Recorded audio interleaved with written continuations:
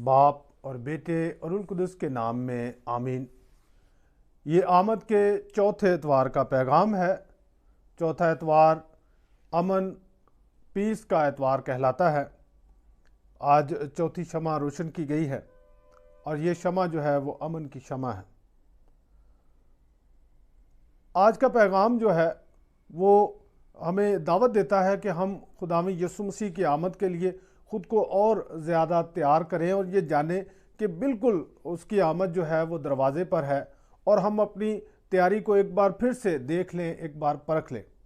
जैसे हमारा मेहमान जब आ रहा होता है, रास्ते में है, तो जब वो हमारे बहुत करीब आ जाता है तो हम एक बार फिर उससे पूछते हैं आप कहाँ हैं।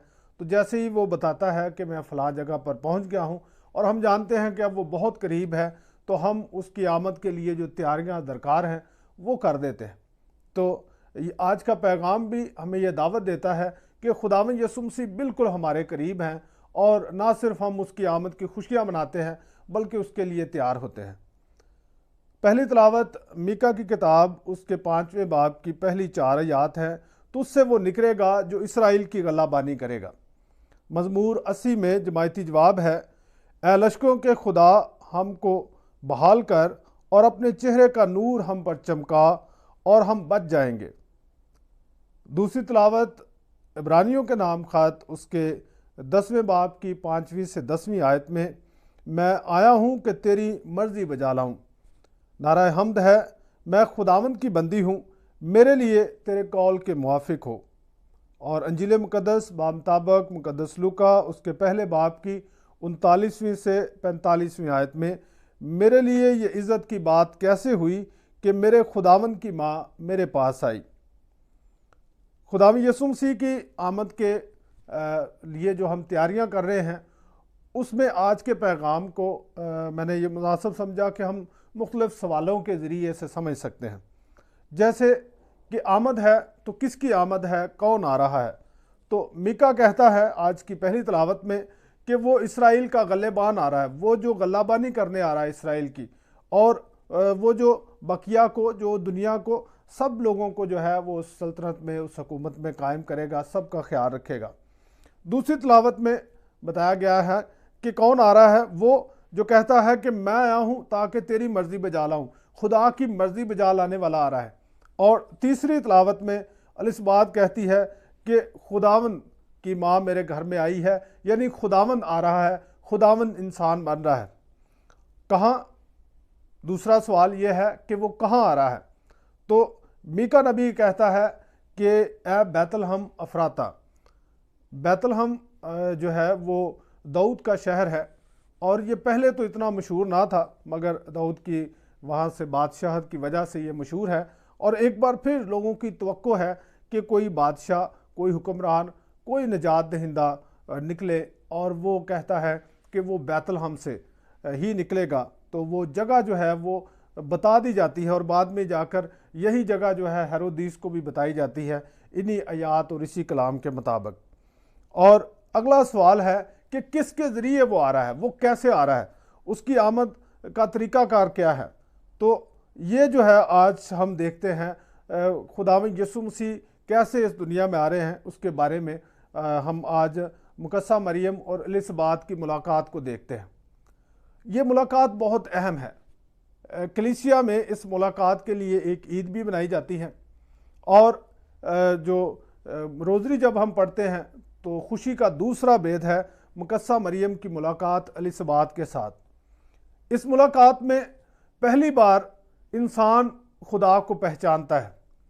पहली बार उन दो लोगों के आमना सामना है जो जान पाते हैं, एक दूसरे की अहमियत को जान पाते हैं और इलाही भेद को जो है वो इंसान समझ रहा है। मुकस्सा मरियम को फरिश्ता पैगाम देता है कि तेरी रिश्तेदार एलिसबात जो इस उम्र में पहुंच चुकी है कि अब औलाद नहीं हो सकती, उसे खुदा की तरफ से ये बरकत मिली है कि उससे बेटा होने वाला है। और मुकस्सा मरियम जो रुल कुदस से मामूर हो चुकी है, जिसे खुदा की माँ होने का फ़ज़ल मिल चुका है, वो जानती है कि वो एक बुज़ुर्ग औरत है, उसे मदद की ज़रूरत है। तो वो उसकी मदद के लिए इस इलाके की तरफ जाती है। नासरत से यरूशलेम का या जहाँ पर एलिसबात है वहाँ की दूरी जो है 91 मील या 147 किलोमीटर है। तो ये आज के दौर से मुश्किल सफ़र है, तकरीबन एक हफ़्ते का ये पैदल सफ़र है। और मुकद्दसा मरियम के साथ लाजमी एक काफ़िला होगा, दूसरे रिश्तेदार भी होंगे जो एलिसबात के साथ खुशी मनाने और उसकी मदद के लिए निकले हुए हैं। तो मुकद्दसा मरियम उनके साथ जाती है। जैसे ही मुकद्दसा मरियम के सलाम की आवाज़ एलिसबात सुनती है तो एक तब्दीली आती है, एक फ़र्क आता है। तो लिखा है कि वो जो है उसे एक ख़ताब देती है, कहती है कि तू औरतों में मुबारक है और तेरे बतन का फल मुबारक है। इस बात पर ज़रूर इंसान हैरान होता है कि आज के इस दौर में जब हर चीज़ जो है लम्हा बलम्हा जानी जा सकती है, दूर से दूर इलाके से भी जानी जा सकती है, एलिसबात कैसे जान गई कि मरियम जो कि एक नौजवान लड़की है जिसकी मंगनी हो चुकी है मगर अभी वो अपने शोहर के पास नहीं गई, रुखसती नहीं हुई, अभी तक शादी जो है वो मुकम्मल अपनी रसूमात तक नहीं पहुंची, तो वो कैसे हामला हुई और उससे कैसे वो उसे कह सकती है कि तेरे बतन का फल मुबारक है।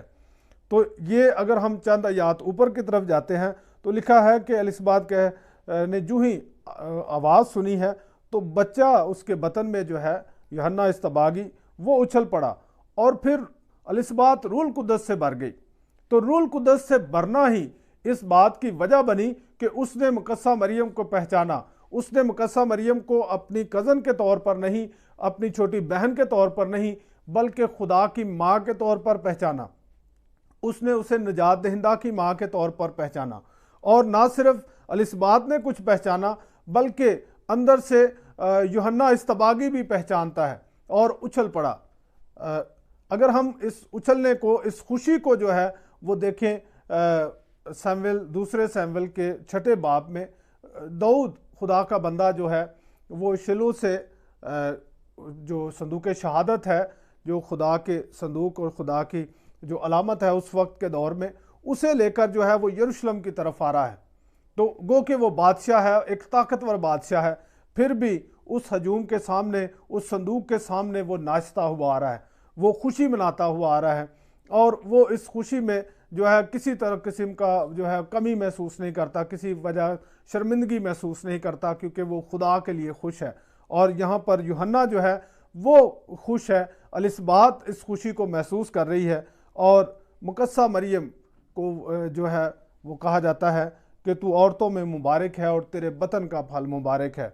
जब हम सलाम मरियम की दुआ पढ़ते हैं तो उसमें एक हिस्सा जो है वो हिस्सा है जो फरिश्ते ने कहा, सलाम ए पुरफजल, खुदावन तेरे साथ है।